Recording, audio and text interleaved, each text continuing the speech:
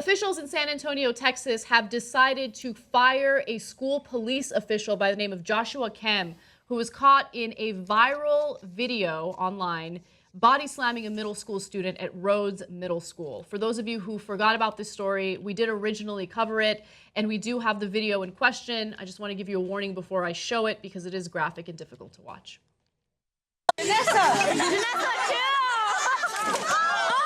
Oh! Janissa, you okay?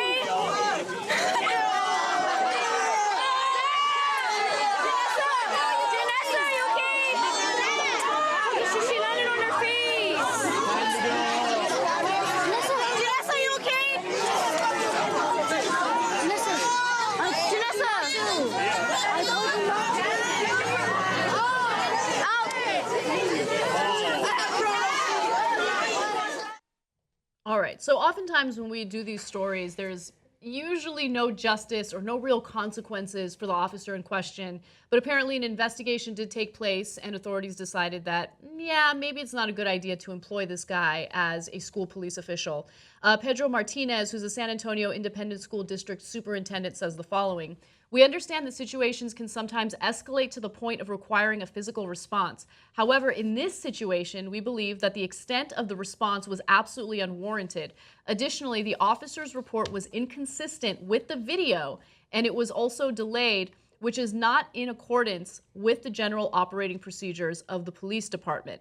When the police officer did submit a report, it was not at all consistent with the video. And then it turns out that Martinez had said that he reported that the girl had fallen down, okay, that she wasn't body slammed. So obviously the police's account, or the police official's account of what occurred was very different from what actually occurred. What is the least surprising fact about this video? I mean, the fact that the video came out, I feel like that's the only reason why they held the police officer accountable. And do we need any more evidence that it's amazing to have some sort of surveillance on police officers on duty?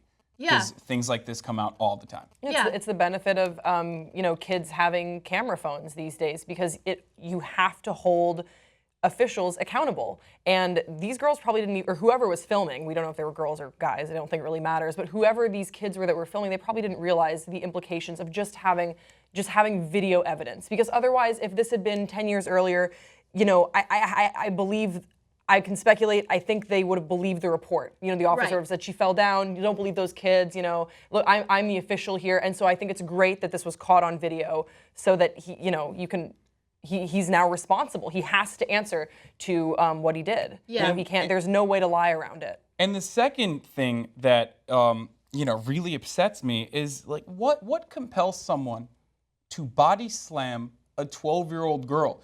Like, it doesn't matter that he's a police officer. Any human with a brain shouldn't think, oh, I'm going to body slam a 12-year-old girl that probably is 100 pounds skinnier than I am into the ground face first. Yeah, I mean, look, I think that this was a very clear example of excessive force, right? And I just want to clarify a few things, because I think every time we do these stories, there's a little bit of pushback because people think that we have like this anti-cop narrative.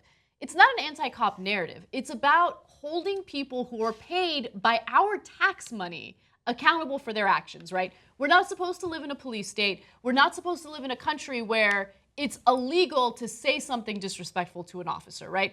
Now, you are a male police officer. You are an adult. You are bigger, stronger, more mature than a 12-year-old. A 12-year-old girl. There's no reason for him to body slam her. I get it. She seems to be resisting arrest or whatever. Okay, there are other ways of restraining her other than body slamming her to the floor and to the point where she hits her head on the floor. Yeah. She could have suffered a serious concussion. She could have died from injuries sustained during that event, right? So I think that it's important to bring attention to these cases because you want to change the system, right? Not all cops are bad. There's a lot of great cops out there. I have a good friend who's an amazing cop, okay? She's a family member, to be completely honest and to disclose everything with you guys. And, she fights back with this by giving me examples of cops doing a good job.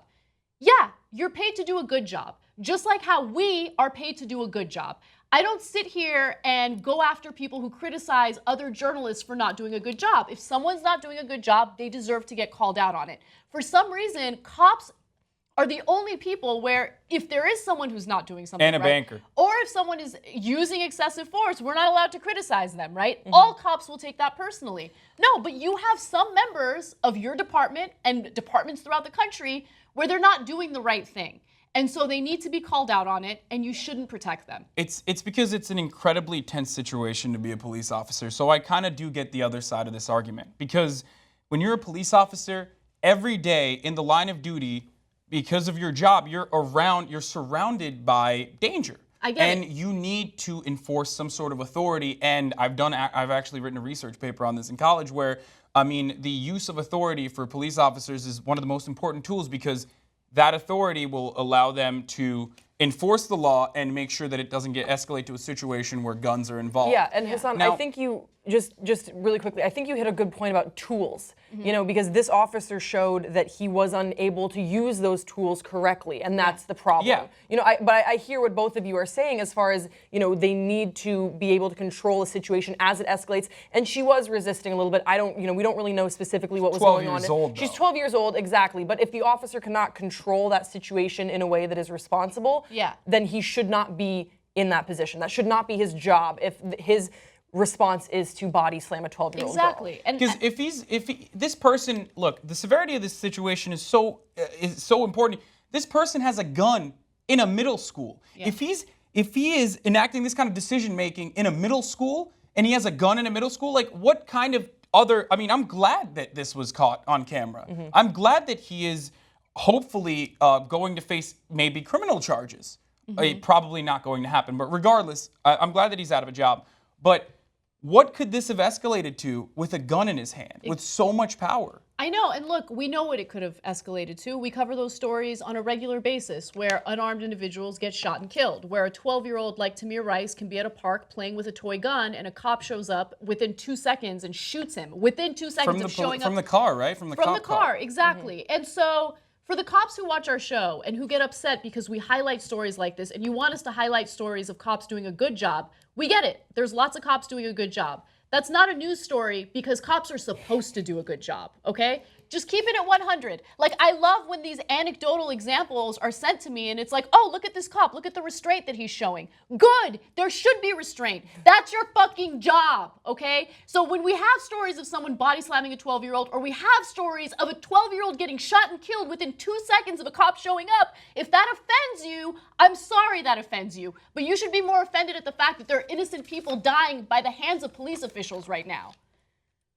And Got a little look, fucking the heated other, right there. I know, and you bring up an awesome point, which is the more cops get this bad rap out there, Yeah.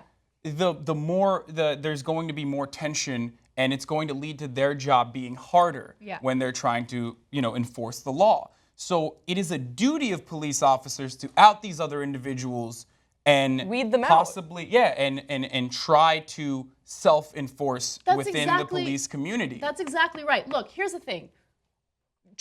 I'm bringing this example up again because it's important to draw parallels, okay? Bill O'Reilly gets criticized all the time because he does a shitty job, right?